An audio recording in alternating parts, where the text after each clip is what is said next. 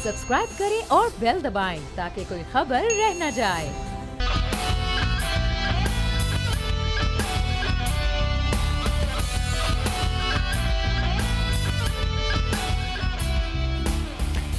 अस्सलामुअलैकुम। एक लगारी सब पे भारी में खुशामदीद। मैं हूं महविश अनस और प्रोग्राम में हमेशा की तरह मेरे साथ मौजूद हैं बोल न्यूज के एडिटर इन चीफ नजीर लगारी साहब। नाजरीन, वज़ीर आज़म के मुअव्विन खुसूसी बराए एहतसाब शहजाद अकबर साहब ने यह दावा किया है कि शहबाज शरीफ साहब के असासों में 10 साल के दौरान 70 गुना इजाफा हुआ है। साथ साथ वो ये भी कहते हैं कि सलमान शहबाज और हमजा शहबाज के असासों में भी होशरुबा इजाफा हुआ है। साथ वो ये भी कहते हैं कि वो जो ये बात किया करते थे कि हमने एक ढेले की करप्शन भी नहीं की, उन्होंने एक्चुअली अरबों की करप्शन की है। उन्होंने सवालात उठाए शहबाज शरीफ साहब से, 18 सवालात उन्होंने शहबाज शरीफ साहब से किए और सहाफियों से ये कहा कि आपको जहां कहीं भी शहबाज शरीफ साहब मिले आप उनसे ये सवालात जरूर पूछिएगा। इस हवाले से आपको एक क्लिप दिखाते हैं, फिर इस पर बात करेंगे। शहजाद अकबर साहब की गुफ्तगू आपने सुनी। लगारी साहब, एंकर ने शहजाद अकबर साहब को नूरी नत क्यों करार दिया? वो इसी तरह से कि एक फिल्म थी मौला जट, तो उसके अंदर किरदार था एक सुल्तान राही का और एक किरदार था मुस्तफ़ा कुरैशी का। तो मुस्तफ़ा कुरैशी अपने क्राइम की वजह से जेल में जाता है, तो जेलर जो है उससे कहता है कि अब तुझे पता चलेगा और जो है अब तुझे अंदाज़ा होगा कि तू कैसे फंस गया है। तो नूरी नत कहता है, मुस्तफ़ा कुरैशी नूरी नत का किरदार, वो कहता था कि जी उसने कहा नवा आया है सोने, मतलब तुम्हारी नई पोस्टिंग हुई है। तो इशारा शायद शहबाज शरीफ साहब को जो वो कर रहे थे, अपना एंकर कह रहे थे, वो इनसे ये कह रहे थे कि ये तो नूरी नत का डायलॉग था।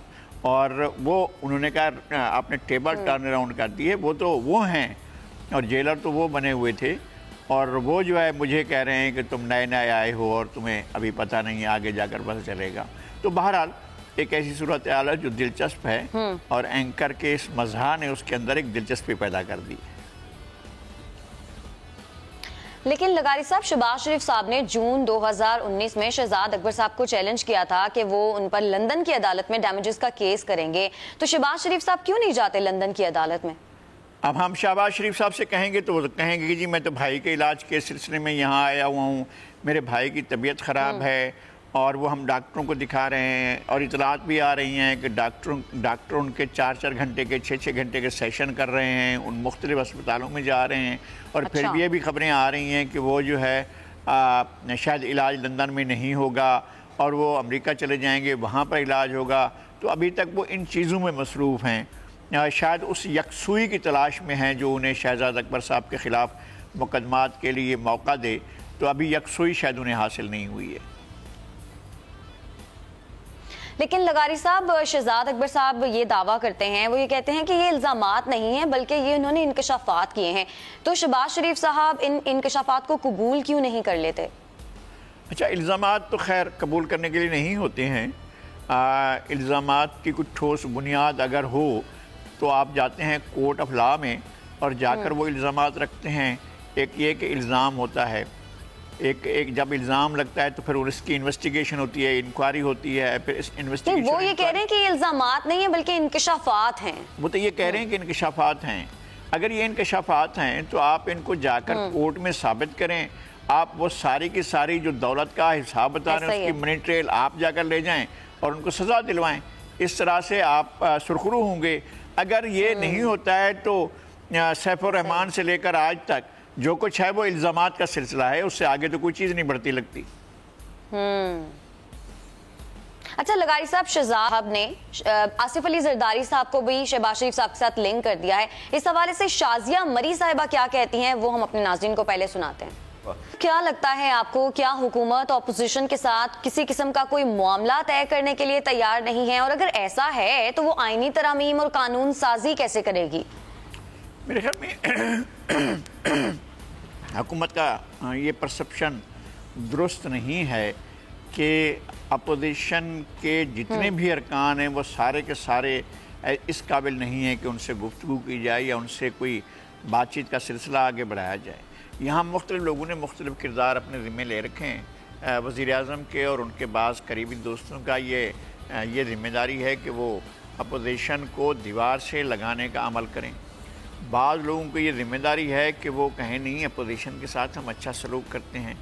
بعض لوگوں کا یہ ذمہ داری ہے کہ وہ ایک سافٹ امیج کے ساتھ، جیسے اسد قیصر صاحب بہت سافٹ امیج کے ساتھ بات کرتے ہیں اور کہتے ہیں کہ جناب میرے دور میں جتنے پروڈکشن آرڈر جاری ہوئے کسی دور میں بھی جاری نہیں ہوئے. تو ایک مختلف قسم کے کیمپس بنے ہوئے ہیں. اب چیزیں ایک اور سمت بھی سامنے آ رہی ہیں کہ ود ان گورنمنٹ جو ہے لوگوں میں بعض چیزوں کے بارے میں ناراضگی پائی جاتی ہے. حکومت کو بہرحال بڑی ذمہ داری کا ثبوت دینا پڑتا ہے. اپوزیشن کو آپ اگر ایک ہی لاٹھی سے ہانکتے ہیں تو پھر آپ بہت دیر تک ہانک نہیں پائیں گے. آئینی ترمیم نہیں کر سکتے ہیں جب تک کہ اپوزیشن آپ کا ساتھ نہ دے. نہیں کر سکتے. قانون میں ترمیم نہیں کر سکتے ہیں جب تک کہ اپوزیشن آپ کا ساتھ نہ دے. آپ ایک ہاؤس میں عددی اکثریت ہے آپ کی، ایک دوسرا ہاؤس جو ہے اس میں آپ اقلیت میں ہیں، اور وہ نہیں ہے کہ چھپ چھپا کر جا کر ووٹ دینا ہوگا. وہاں تو باقاعدہ گنتی ہوتی ہے اور لوگ کھڑے ہو جائیں گے، نہیں گنتی کریں، آپ ہینڈ شو کریں گے اور گنتی کریں گے. تو ادھر سے تو 2 ہاتھ بھی کھڑے کیے جائیں گے تب بھی ان کے مقابلے میں کم پڑ جائیں گے. تو ایسا نہیں کرنا چاہیے. حکومت کو بہرحال اپوزیشن کے ساتھ بیٹھنا چاہیے اور انگیج کرنا چاہیے. اچھا، اپوزیشن کو حکومت کی نااہلی سے حساس ادارے کی تذلیل نظر آئی ہے، لیکن آپ کو نہیں لگتا شازیہ مری صاحبہ جس بات کو اپوزیشن کی بالغ النظری قرار دے رہی ہیں وہ اصل میں اپوزیشن مشکلات میں پھنسی ہوئی ہے؟ یہ تو صحیح ہے کہ اپوزیشن مشکلات میں ہے. یہ بالکل ایسا ہے کہ اپوزیشن میں آپ نے جتنا کچھ بھی آخری جا سکتے تھے این تک وہاں چلے گئے ہیں جس طرح سے ان کے ساتھ ہوا. میں ابھی ایک حکومت کے ایک ان کو نہ وزیر کہہ سکتے ہیں، نہ مشیر کہہ سکتے ہیں، نہ لیڈر کہہ سکتے ہیں، نہ بیوروکریٹ کہہ سکتے ہیں، نہ کچھ بھی کہہ سکتے ہیں. وہ بہرحال ایک سپریم کورٹ کی طرف سے نااہل قرار دیے گئی، یعنی سزا یافتہ ہیں. وہ میڈیا سے بھی گفتگو کرتے ہیں، بات چیت بھی کرتے ہیں اور اپنے آپ کو ایک حکومتی ذمہ دار کے طور پر بھی پیش کر سکتے ہیں. ایک طرف یہ حال ہے.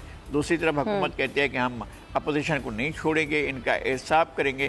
احتساب اگر اکراس دا بورڈ نہیں ہوگا، کچھ بھی کر لیں، آپ کی کریڈیبلٹی کبھی بھی اسٹیبلش نہیں ہو سکتی. یہ کیسا ہے کہ سپریم کورٹ 2 آدمیوں کو نااہل قرار دے براہ راست؟ سپریم کورٹ جو ہے 2 آدمیوں کو براہ راست ہے کہ نواز شریف کو ایک جہانگیر ترین کو، اور نواز شریف نے سزائیں بھی بھگتیں اور سزائیں ان کو ہوئی بھی ہیں، ان پر ریفرنسز بھی ہوئے، ان پر مقدمات بھی ہوئے.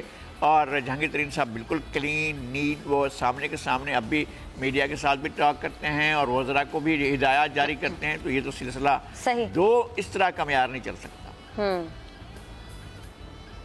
اتگاری صاحب، ہم اپنے ناظرین کو وہ سوالات بھی دکھاتے ہیں جو شہزاد اکبر صاحب نے شہباز شریف صاحب سے کیے ہیں.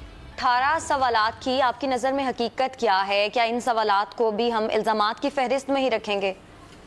جب تک کہ کسی ایک فیئر ٹرائل کے ذریعے، اور آئین اس کی گارنٹی دیتا ہے کہ ہر شخص کو فیئر ٹرائل کا حق ملنا چاہیے، اور آرٹیکل 10 یہی کہتا ہے ایک فیئر ٹرائل کے ذریعے ان الزامات کو اگر کورٹ آف لا میں ثابت کر دیا جائے تو یہ بالکل درست ہوں گے، اور اس کے اوپر جو ہے وہ جو بھی عدالت طے کرے گی اس کے مطابق اس کی سزا جزا ہوگی.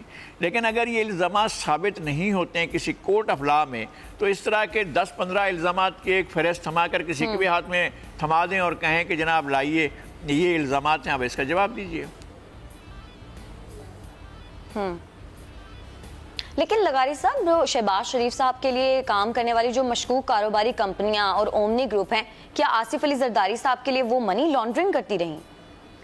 دیکھیں، یہ تو الزامات ہیں شہزاد اکبر صاحب لگا رہے ہیں. میں وہی عرض کر رہا ہوں نا کہ لے جائیں نا اس سارے معاملے کو. آپ کے پاس اتنے ثبوت رکھے ہوئے ہیں، آپ اتنے الزامات لگا رہے ہیں، اتنی باتیں کر رہے ہیں اور ان کو انکشافات کہہ رہے ہیں. چلیں جی، یہ آپ کے انکشافات ہیں، آپ اس کو کورٹ آف لا میں لے جائیں اور ہر ایک الزام کی منی ٹریل ساتھ میں لگائیں اور کہیں کہ جناب ہم نے یہ انویسٹیگیٹ کر کے یہ ثابت کیا ہے. کچھ اپنی کارکردگی بھی ظاہر کریں. پاکستان کو بہت ضرورت ہے. آپ لے آئیں پیسہ اور یہ ساری چیزیں ثابت کریں تو پھر آپ کے ساتھ ہم تالیاں بجائیں گے اور آپ کے حق میں تالیاں بجائیں گے. لیکن اگر نہیں ہوگا تو آپ الزامات محض الزامات ہی ہیں. اور دوسری بات، اگر یہ معاملات اکراس دا بورڈ ہوتے تو ہم سمجھتے کہ یار یہ ایک انصاف کی حکومت ہے، بلکہ تحریک انصاف کی حکومت ہے. ابھی تو ناانصافی یہ ہو رہی ہے کہ حکومتی ارکان پر حکومتی ادارے ہی ان کے خلاف الزام لگا رہے ہیں اور انکوائریوں کے نتیجے میں ان پر ایک بھاری قسم کے کرپشن کے الزامات آ رہے ہیں. پہلے تو ان کا جواب دینا وہ خود. بی آر ٹی کے بارے میں جو رپورٹ آئی ہے آپ پہلے تو اس کا جواب دیں. بہت سی اور چیزیں ہیں. ایک چیز جب اٹھایا جائے گا تو ایک نیا پنڈورا باکس کھلے گا جس میں پتہ چلے گا کہ یہ حکومت کہاں کہاں تک اس طرح کے معاملات میں دھسی ہوئی تھی. صحیح. اور ہمارے پاس انٹرسٹنگ سا ناظرین کلپ ہے. ایک طرف تو بات ہو رہی ہے شہباز شریف صاحب کی کرپشن کی، لیکن دوسری جانب پنجاب کی بیوروکریسی میں جو اکھاڑ پچھاڑ ہوئی ہے اس کے بعد شہباز شریف صاحب کی باصلاحیت ٹیم کو واپس بیوروکریسی میں شامل کیا گیا ہے. اس حوالے سے بھی آپ کو ایک کلپ دکھاتے ہیں. لغاری صاحب، کیا پنجاب کی بیوروکریسی میں شہباز شریف صاحب کی ٹیم کو واپس لانے سے یہ بات ثابت ہوتی ہے کہ شریف خاندان کے خلاف جو حکومت کا بیانیہ ہے وہ غلط ہے؟ مطلب بیوروکریسی تو یہی ہے نا، آپ کے پاس کوئی نئی بیوروکریسی نہیں پیدا ہوئی ہے، نہ اس کی کوئی فصل ہوتی ہے کہ آپ ایک فصل آپ کاٹ کر پھینک دیں اور دوسری فصل لے آئیں. بیوروکریسی بہرحال یہی ہے، جو ٹیم لائے تھے اور جہاں سے بھی ٹیم لائے تھے اس نے ڈیلیور نہیں کیا اور مسائل پیدا کیے ہیں. اور بلکہ ان کا ویژن، اصل مسئلہ اب بھی ان کے ویژن کا ہے. اصل ایسا مسئلہ نہیں ہے کہ ٹیم کام نہیں کرتی ہے، لوگ وہ بھی کام کرتے تھے، لوگ یہ بھی کام کرتے ہیں. لیڈرشپ جو ہے وہ کیا ڈیلیور کرنا چاہتی ہے اور کیا لوگوں کو دینا چاہتی ہے، کون سی چیزیں. اگر میاں شہباز شریف نے سوچا تھا کہ لاہور کو میٹرو دینی چاہیے تو دی، اگر انہوں نے سوچا اورینج ٹرین ہونا چاہیے تو ہوا، اگر انہوں نے سوچا کہ فیصل آباد میں ایک میٹرو کا ہونا چاہیے سسٹم تو ہوا، ملتان میں ہونا چاہیے تو ہوا، پنڈی اور اسلام آباد کے درمیان رابطہ ہونا چاہیے تو وہ بھی ہوا. تو یہ چیزیں ہوئی ہیں، زمین پر ہوئی ہیں اور اس ٹیم نے کی ہے. اگر ہو سکتا ہے ویژن ہوتا اور شہباز شریف جس طرح سے کام کرنا چاہتے تھے یا کام کرانا چاہتے تھے وہ بھی اگر ویژن اگر ان کے پاس بھی ہو تو یہ کر سکتے ہیں. بی آر ٹی نے شروع کیا ہے پشاور کے اندر اور وہ پھنس کر رہ گیا ہے. اتنی مصیبتیں ہو گئی ہیں، اتنے اس کے اخراجات بڑھے ہیں، اتنے اس کے اوپر بہت زیادہ اس پر لائبلٹیز آ گئی ہیں، لیکن وہ پورا ہو کے نہیں دے رہا. یہاں کراچی میں وفاق کرا تھا وہی میاں نواز شریف اور ان کی ٹیم کے لوگ کر رہے تھے. کراچی میں ہم لوگ بیٹھے ہوئے ہیں، گرین بس کا ہمارا مین مرکزی شاہراہ جو ہے وہ کھدی ہوئی ہے، لیکن وہاں پر ٹریفک نہیں چل سکتا ہے. یہ ہے کہ شہباز شریف صاحب کی جو باصلاحیت ٹیم ہے وہ خوش اسلوبی کے ساتھ عثمان بزدار صاحب کے ساتھ کام کر لے گی یا نہیں. ہمیں بریک کی جانب لغاری صاحب بڑھنا ہے اور ناظرین بریک سے جب ہم واپس آئیں گے تو پھر سیاسی منظرنامے پر ایک نظر ڈالیں گے. ہمارے ساتھ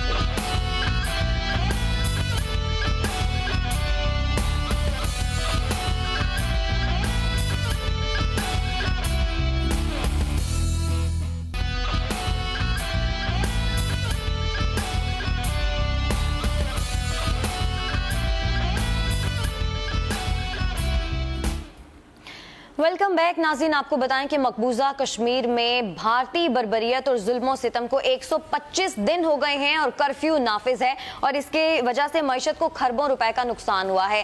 لغاری صاحب، اتنا بڑا نقصان ہو رہا ہے معیشت کو، اس نقصان کا ازالہ کبھی ہو بھی پائے گا؟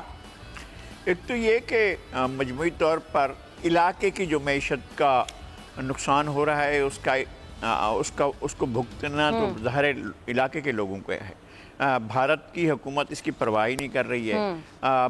مودی حکومت نے اس ساری صورتحال کو پیش نظر رکھا. انسانی حقوق کی وائلیشن ہو رہی ہے، انسانوں کے ساتھ انتہائی بے رحمانہ سلوک ہو رہا ہے. اگست سے لے کر اب تک دسمبر جو ہے، آج دسمبر کی 6 تاریخ ہے، آج تک حکومت نے اس پر کنسیڈر ہی نہیں کیا ہے کہ اس نے صورتحال کو چینج کرنا ہے. اور یہ ایک ایسی صورتحال پیدا ہوئی ہے جو لوگوں کے لیے، ان کی زندگی کے لیے، ان کے معاش کے لیے، ان کے زندہ رہنے کے وسائل کے لیے ایک سنگین چیلنج بن گئی ہے. اور اس سے سب سے بڑا چیلنج جو ہے وہ انسانی آبادی کے ضمیر کو ہے کہ اگر انسانی اداروں کے اگر ضمیر اس طرح سے سوتے رہے، اگر عالمی ادارے اسی طرح سے خاموشی سے اس ظلم و ستم کو برداشت کرتے رہے تو شاید پھر لوگ جو ہیں وہ اپنے فیصلے عالمی اداروں کے پاس نہیں لے جائیں گے. پھر اسی طرح کے حالات ہوں گے، جگہ جگہ ایسی صورتحال پیدا ہوگی کہ عالمی اداروں کی جو بے حسی ہے اسی کا تذکرہ رہ جائے گا. پھر انسانوں کے ساتھ جو کچھ بھی ہوگا یا انسان جو کچھ بھی کریں گے پھر اس میں عالمی اداروں کا کیا ہو جائے گا. अच्छा लगारी साहब, एक हुकूमत ने अच्छा काम किया है, कामयाब जवान प्रोग्राम जो है उसका बाकायदा तौर पर आगाज हो गया है और हुकूमत ने नौजवानों को बाइख्तियार बनाने के लिए अमली तौर पर अब इकदाम शुरू कर दिए हैं, कैसे देखते हैं आप? एक अच्छा प्रोग्राम है। सवाल ये है कि इस तरह के प्रोग्राम माजी में भी आते रहे हैं। पीरी टैक्सी का प्रोग्राम था और Benazir Bhutto income support programme था और उसमें कोई चीज़ें उस वक्त भी अच्छी हुई थी। कुछ लोगों को पीली टैक्सियाँ भी मिल गई थी, कुछ लोगों को ज़मीनें भी मिली हैं, ऐसा है। लेकिन क्या आबादी मजमूई तौर पर उससे इस्तेफादा करेगी? नंबर वन, क्या ये कि जो आप लोगों को, नौजवानों को दे रहे हैं कर्ज़े दे रहे हैं या आप अतिया दे रहे हैं या जो पैसा भी दे रहे हैं, आप उसके रिटर्न के बारे में आपने सोचा है? और ये कि क्या आप कोई गारंटीज़ रख कर आप इनको पैसा दे रहे हैं या उसके बगैर दे रहे हैं? बहुत सी चीज़ें जो हैं वो ग्रेजुअली लोगों के पास इंफॉर्मेशन पहुंचेगी, लोग इसको समझना शुरू करेंगे और अगर इसको प्रॉपरली इस्तेमाल किया जाता है। देखें, मैशतें इसी तरह से उठती हैं, आपके छोटे छोटे इक़दाम जो हैं वो बड़े इक़दाम की सूरत में वाज़े होते हैं। लोगों की विल मौजूद होनी चाहिए, लोगों का जो इनर है सेल्फ जो है उसको आपने मजरूह नहीं करना है, लोगों के अंदर नाउमीदी और मायूसी पैदा नहीं करनी है। अगर आप लोगों के अंदर मायूसी और नाउमीदी पैदा करने के बाद आप पैसे भी बांटना शुरू कर दें तब भी वो कोई चीज़ नहीं होगी। पहले ये कि लोगों को यकीन हो कि उनका इस गवर्नमेंट में शेयर है कि नहीं है, आप लोगों को यकीन हो कि ये हुकूमत जो है वो ट्रांसपेरेंट है या नहीं है, लोगों को यकीन हो कि ये हुकूमत डिलीवर करने के काबिल है या नहीं है। हुकूमत को पता होना, लोगों को पता होना चाहिए कि ये हुकूमत अहल है या ना अहल है। हुकूमत को पता होना चाहिए, लोगों को पता होना चाहिए कि यह हुकूमत लायक है या नालायक है। इन तमाम चीज़ों के बाद ही लोग फैसला करते हैं कि इस तरह के कर्ज़े या इस तरह की इमदाद या इस तरह की जो आपके इनकम सपोर्ट किस्म की चीज़ें हैं वो लोगों को देती भी हैं या नहीं देती हैं और उसका फ़ायदा होता भी है या नहीं होता है। तो इस तरह की चीज़ें इस तरह लोग कुछ पैमाने बना कर देखते हैं। अच्छा लगारी साहब, चीफ इलेक्शन कमिश्नर की तैनाती के हवाले से अगर हम बात करें तो विफाकी हुकूमत की जानिब से 3 नाम तो तजवीज़ कर दिए गए हैं, लेकिन अपोजिशन की जानिब से डिफरेंट नाम तजवीज़ किए गए थे और इदारा भी अब गैर फाल हो गया है। तो हुकूमत इस बात पर इत्तेफाक क्यों नहीं कर सकी? क्या अब हम इसको भी हुकूमत की नाअहली समझें? देखिए, हुकूमत ने उस सिलसिले में कंसल्टेशन का एक प्रोसेस होता है। वज़ीर आज़म को 3 महीने पहले ही अपोजिशन लीडर को खत लिख देना चाहिए था कि जनाब अपोजिशन लीडर साहब, हम अपनी तरफ से ये 3 नाम पेश कर रहे हैं, अपोजिशन इस पर कंसल्टेशन करे। इन्होंने बिल्कुल आखिरी दिनों में 3-4 दिन पहले ही इन्होंने ये नाम पेश किए। उसके बाद होना ये चाहिए था कि उस पर वसी पैमाने पर मुशावरत होती, तमाम पार्टियां जो पार्लिमानी स्टेक होल्डर्स हैं वो बात करते इसके ऊपर। उन्होंने बात नहीं की, उनका आपस में कोई मुशावरत नहीं हुआ। 3 नाम दे दिए, अपोजिशन ने 3 नाम दे दिए हुकूमत ने, और 3 नामों में कोई नाम एक मुश्तरक भी नहीं है कि चलें भी दोनों पर एक तो इत्तफाक है, इसको हम बना देते हैं। मुख्तलिफ नाम दिए गए हैं, मुशावरत हुई नहीं है, ये मामला लटक गया है और इलेक्शन कमीशन जो है वो चीफ इलेक्शन कमिश्नर के बगैर काम करने पर मजबूर है और कायम मकाम चीफ इलेक्शन के ज़रिए आप काम चला रहे हैं। अगरचे आइनी ओहदा इस तरह तवील मियाद तक इसको अबूरी तौर पर या आर्जी तौर पर या कायम मकाम के सतह पर नहीं चलाया जा सकता। आप आइन के साथ मजाक कर रहे हैं, आइन का वायलेशन कर रहे हैं, इस तरह का अमल नहीं होना चाहिए था। आपको वसी बुनियाद पर जो है वो मशावरत करनी चाहिए थी, जो नहीं की हुकूमत।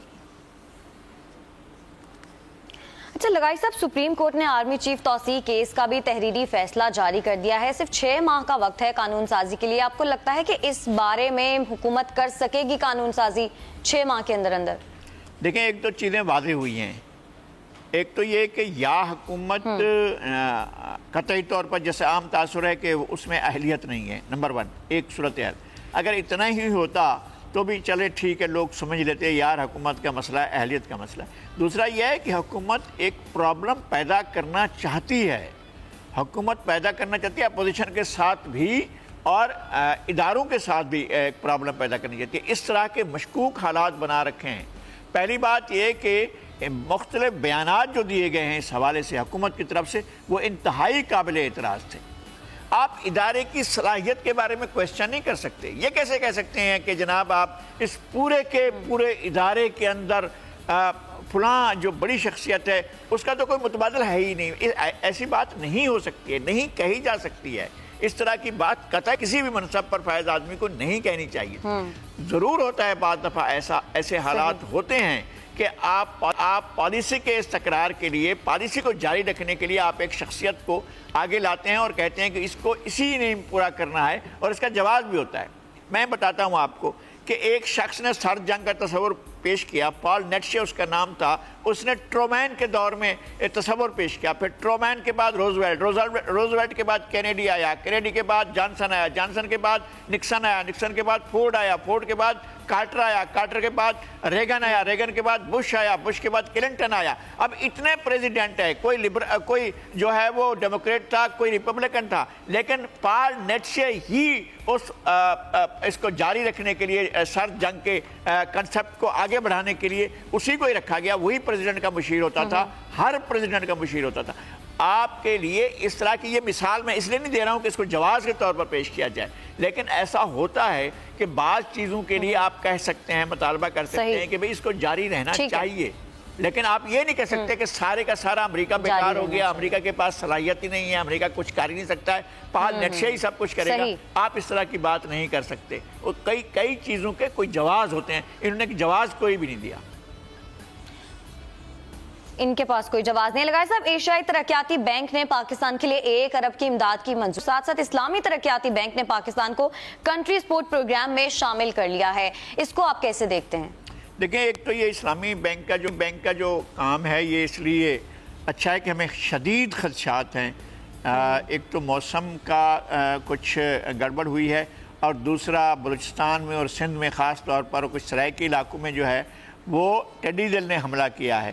اس کے سبب ہمارے ہاں اس بات کا امکان ہے، اور ایک ان کی وہ جو پالیسی تھی واٹر ڈسٹریبیوشن کی، اس میں بڑی خرابی تھی. اس کا نتیجہ یہ ہوا ہے کہ اس دفعہ اللہ نہ کرے پاکستان میں خشک سالی کا یا قحط کا خطرہ موجود ہے، اور غذائی اجناس کی شدید کمی کا خطرہ موجود ہے. اسلامی ترقیاتی بینک اگر آپ کو شامل کرتا ہے اور آپ کے ساتھ سپورٹ کرتا ہے تو آپ اس مسئلے سے کسی حد تک نکل سکتے ہیں.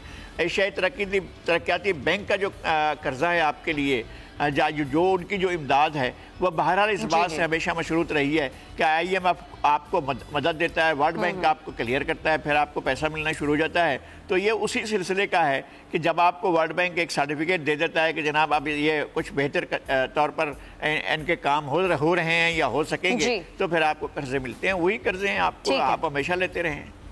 اچھا لگائی صاحب، کراچی والوں کے لیے ایک اچھی خبر ہے. میرے پاس وقت بہت کم ہے. شہید ملت روڈ پر انڈر پاس سندھ حکومت کی جانب سے بڑا تحفہ دیا گیا ہے. لگائی صاحب، اب یہ تو بہت اچھا اقدام ہے سندھ حکومت کا، اس سے ٹریفک کافی حد تک کنٹرول ہو جائے گی.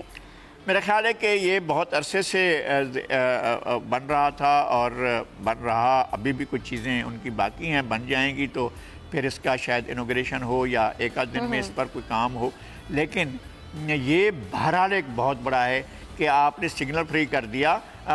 بلوچ کالونی سے آپ آگے آتے ہیں، یہاں پر ایک فلائی اوور پہلے سے دیا ہوا تھا جو ٹیپو سلطان روڈ کے اوپر سے گزر کر جاتا تھا. پھر آپ جو ہے آپ نے یہ طارق روڈ کو، اور طارق روڈ سے آگے خالد بن ولید روڈ کو، اور اس سے پہلے جو ہے وہ ہل پارک روڈ کو، ان تمام کو آپ نے سگنل فری کرتے ہوئے انڈر پاسز دیے ہیں.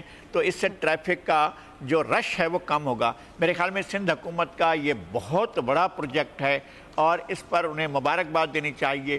اس سے پہلے انہوں نے شارع فیصل کو ٹھیک کیا تھا، اور سفورہ چرنگی سے لے کر اور آگے تک میٹروپول تک اس پورے کے پورے پٹی کو انہوں نے سگنل فری کیا تھا. یہ بڑا کام تھا، بہت بڑا کام تھا. یہ بہت اچھا اقدام کیا ہے. شکریہ آپ کا آج کے لیے. ناظرین، آج کے پروگرام سے اتنا ہی. کل پھر سے آپ کی خدمت میں حاضر ہوں گے کچھ نئے موضوعات کے ساتھ. کل تک کے لیے ہمیں اجازت دیجیے گا. اللہ نگہبان.